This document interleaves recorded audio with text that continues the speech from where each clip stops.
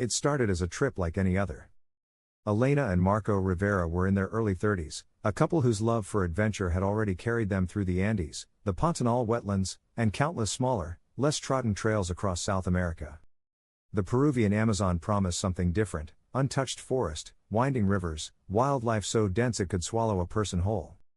They had planned the trip for months, booking flights to Lima, then connecting to Pucallpa, a river port city that acted as the gateway to the Ucayali region. Every detail had been meticulously planned: river maps, emergency equipment, compact medical kits, waterproof cameras, and enough supplies to last 10 days. But there was one deviation from the plan that would prove fateful. On the morning of July 14, 2019, Marco insisted they skip the local guide they had reserved.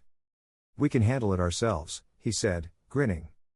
Elena had hesitated, recalling warnings about the dense forests and isolated communities known for their secrecy, even hostility.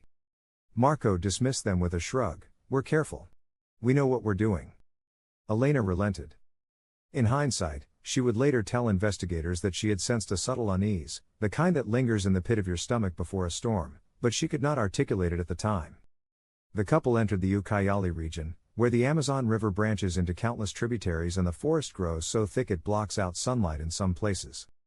From the riverbanks, the jungle appeared deceptively serene, smooth water reflecting towering palms, distant calls of howler monkeys, and the occasional splash of a caiman slipping into the river. But as they traveled deeper, the silence became more oppressive. Helicopters and drones wouldn't reach them here, no phone signal penetrated the canopy. This was the world the Machari, a shadowy, isolated tribe, called home, though most locals avoided speaking of them. Their existence had never been formally documented, only whispered through generations of riverine communities. They were a name that carried fear: Machari. The first signs of trouble came almost immediately. According to Elena's recovered journal, dated July 16, the forest is alive in ways we didn't expect. Sounds that feel too deliberate, too close. Marco jokes that it's just animals, but I swear something moved along the riverbank as we paddled today. Eyes? Maybe. I can't tell. He says I'm imagining it. That day, they called Marco's sister Anna. The call lasted less than 2 minutes. His voice was cheerful, casual, but Anna later described a faint, almost imperceptible hiss in the background, a sound that didn't belong to the river, birds, or wind. At the time, she assumed it was static, or maybe interference.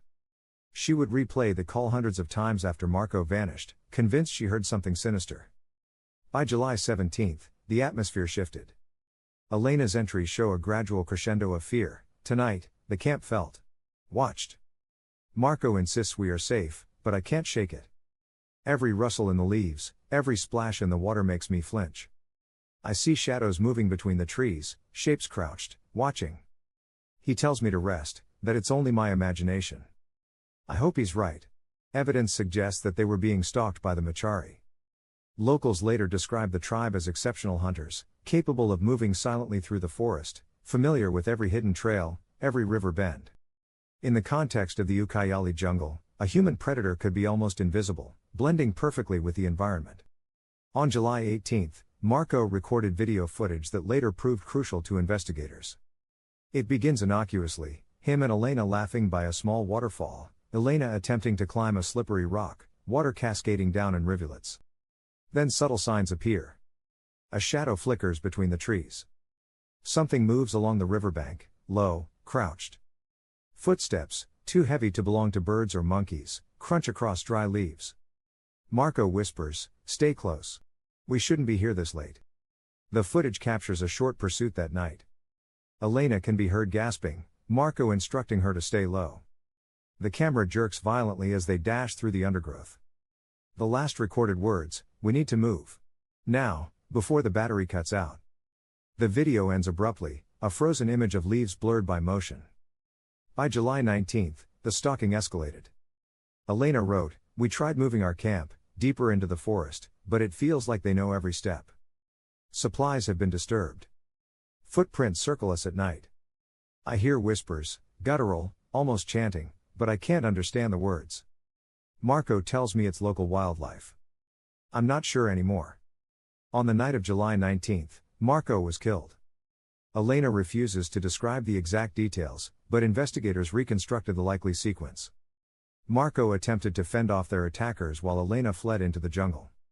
She ran through dense foliage, climbing over fallen logs, ducking into shallow caves, and wading through tributaries to hide.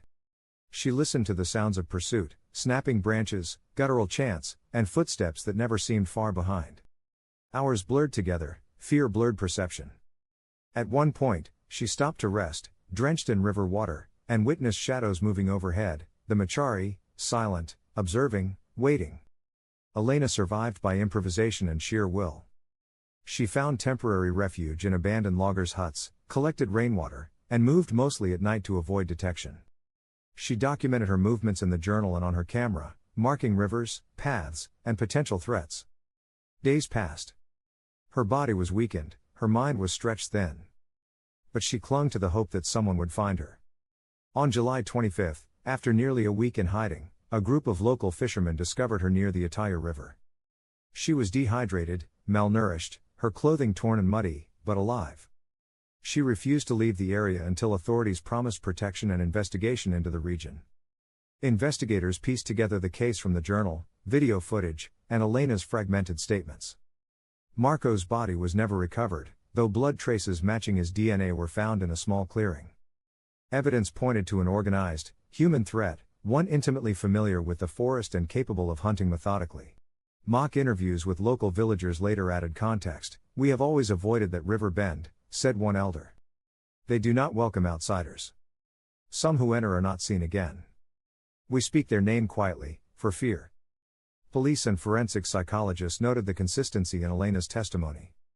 Despite her trauma, her recollections aligned with environmental evidence, footprints, disturbed campsites, and her own journal.